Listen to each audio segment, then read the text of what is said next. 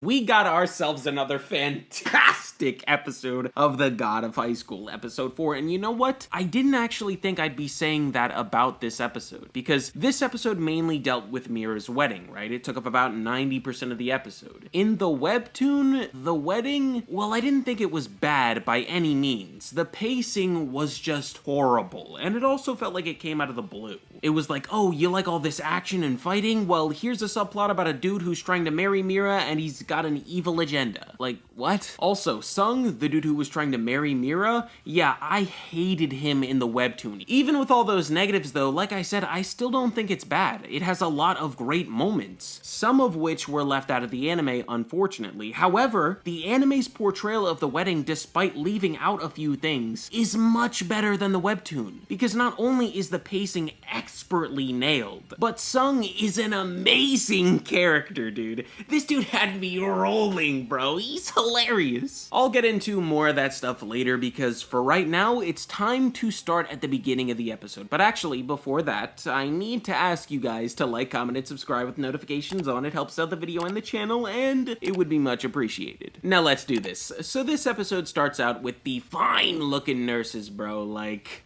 heal? I got a busted toe, bro. I need you to heal that, and then afterwards, you know.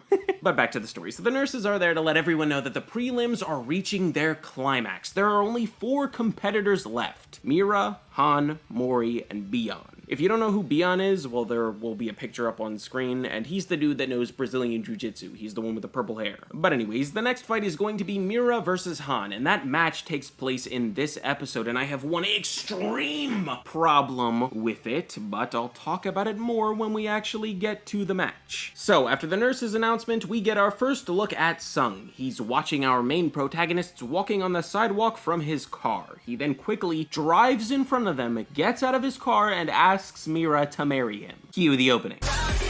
Oh my gosh, bro. Listen, I've talked about this opening at length at this point, but I gotta say that when that beat drop comes on in contradiction, it hits so hard, bro. It's immaculate. But moving on, after the OP, we see that Mira has actually agreed to marry Sung, who even is Sung, by the way. Well, I'm glad that you asked. He is, according to Mira's younger sister, the strongest, most gorgeous martial artist there is, as well as a businessman that represents the country's sports entertainment scene. And he has fallen in love with Mira. By the tone of my voice, I hope all of you were able to figure out what I'm implying. But don't get me wrong here, he still wants her, just for different reasons. And he also wants her sword for those reasons. Now, in the webtoon, Sung, when he had his whole facade about being in love with Mira, he convinced her to marry him because he said he was gonna bring her family out of debt and take care of them and all that stuff. Mira was the one who made the connections about the sword style and finding a successor, and that according to Sung's reputation, he was a good fit for her and her purpose. The anime, however, does it different. Her family's debt is basically a non-existent plot point in this show. It instead makes Sung convince her through the sword style. He knows all about her and her purpose, so he wants to put that front and center to persuade her. He also does the sweet nothings, and he's very caring so that she won't catch on. He did that in the webtoon too, but it was just more convincing and better here. Needless to say, I really like the change the anime made. We then get a flashback of Mira's father's funeral, and we see Mira's uncle telling her that she'll be living with him now, and that he'll protect the moonlight sword style. He then proceeds to fail miserably at doing so, and Mira just has to watch from the sidelines as her father's work kinda just crumbles away. Mira tells herself that she has to ensure the sword style's future. She's its successor after all. Later on, Mori catches wind that Mira has accepted Sung's proposal, so he goes to her house to confront her about it. Mori then asks the hard-hitting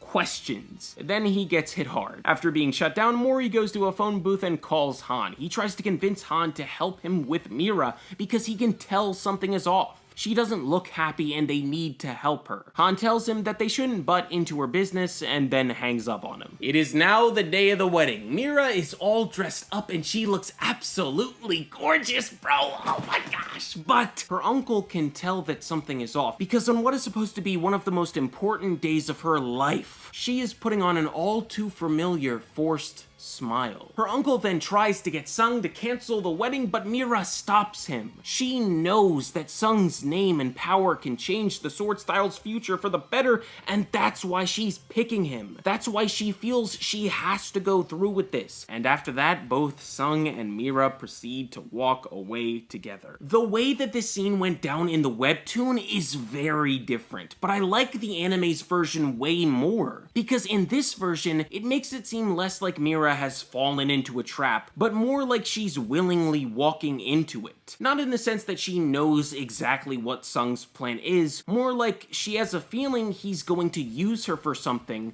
but she's fine with it because she's going to use him too. But back to the story. So after all that, we learn that Mori has snuck his way into the wedding reception area like the goat that he is, like the good friend that he is. He learns what's really going on from Mira's sister, then they both try and make their way to the wedding ceremony, but are stopped by guards, because Mori doesn't have an invitation. He tries to pull a sweet juke move to get around them, but is denied hard. It then cuts to the actual wedding, where we learn in a flashback the real reason why Sung is after Mira is because he is a part of that cultish group from the previous episode, and they want the sword from her father. It possesses the power to rule God himself, and they want Mira because she is the hand that can draw out that power. Back at Mori, he is having trouble getting through the guards, since he doesn't want to use Taekwondo, which makes sense. If he did use Taekwondo on them, they'd all probably die, but the way Mori is portrayed here is kinda lame compared to the webtoon. In that, he was kinda pushing through the guards, bro. It took like 4 or 5 of them to hold him back. Here, he's getting outclassed by a guy with a baton.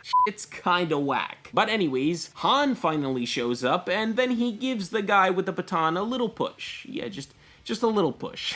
The two of them then burst their way into the wedding ceremony and halt the entire thing, and looking badass as hell while doing it. Sung, after seeing what happened to his guards, decides to take matters into his own hands. So one of his servants brings him a katana and he lunges at Han and Mori, but Han intercepts the attack and tells Mori to go to Mira. Mori does just that, and yet again asks her some hard-hitting questions. He then delivers a powerful line that gets Mira shook, bro. He says, "A dream means nothing if you don't grab it with your own hands."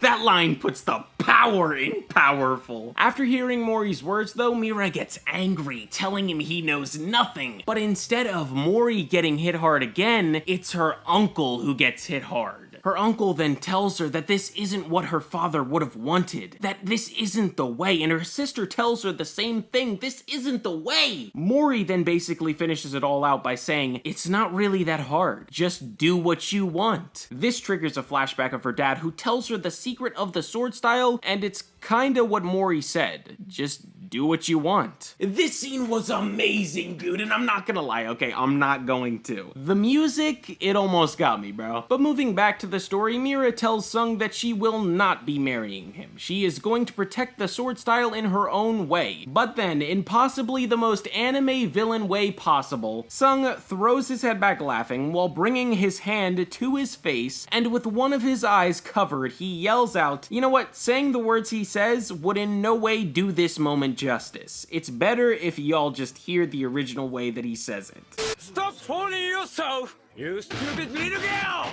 Bro, that is why I love this version of Sung way better than the one in the webtoon. Because instead of being a cliche rich villain who's like, oh, I hate the poor and the poor people are so inferior and blah blah blah, instead of that, he is a fully blown JoJo's character with English and all. But anyways, after the classic anime villain moment, he summons forth his chariot, which causes the ceiling to start to crumble. This makes the civilians evacuate the area. Sung then uses his sword and the power of his chariot to slice open Mira's side, but she barely even flinches, and then proceeds to knock Sung out in one hit. The day is saved, however, Sung manages to get away with Mira's sword. Mira is okay with it though, and she, Mori, and Han all walk away happy as can be. The happiness is quickly cut short though, because in the very next scene, we see Han's friend going into critical condition. This fills Han with determination and rage. So when the bullies from the previous episode come to pick on him, he destroys them.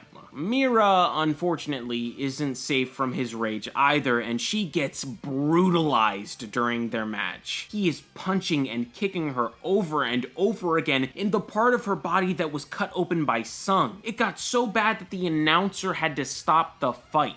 And Mori didn't intervene this time because not only was the fight over so quickly, but also he couldn't believe what was going on. He was shocked that Han would do this. And the episode ends with Han just telling Mori that he'll see him in the finals. Now, I gotta talk about Han here because I don't really like how his fight with Mira was portrayed. He was just destroying her with multiple attacks, and there was no remorse afterwards. It was like he didn't even care. Meanwhile, in the webtoon, this fight is over in like 2 hits. But afterwards, he is so disgusted in himself that he throws up multiple times in the bathroom. He absolutely hated what he had to do, but he had to do it for the sake of his dying friend. So you empathize with him. In the anime, it's just like, you suck, Han. But anyways, despite the negatives, I still thought that this episode was fantastic.